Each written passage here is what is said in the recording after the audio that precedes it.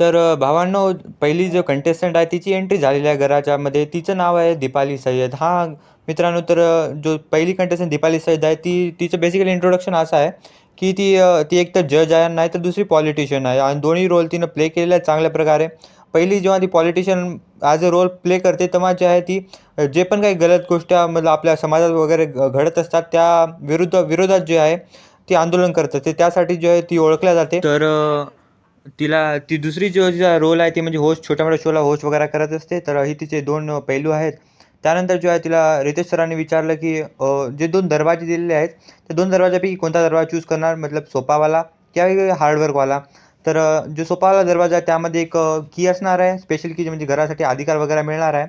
तर ती की तिला भेटू शकते. तर तिनं जे आहे सरळ-सरळ स्वतःसाठी खेळून जे सोपावाला दरवाजा, बिना मेहनतीवाला दरवाजा आहे ते चूज केलेला आहे आणि तिची घरात जो एंट्री होताना दिसून येत आहे. तर मित्रांनो, सोप्या दरवाजामध्ये पॉवर तर खूप साऱ्या मिळतील, पण काही ना काही डिसएडव्हांटेज असेल तर त्याचा आपण वेट करूया त्या ट्विस्टचा.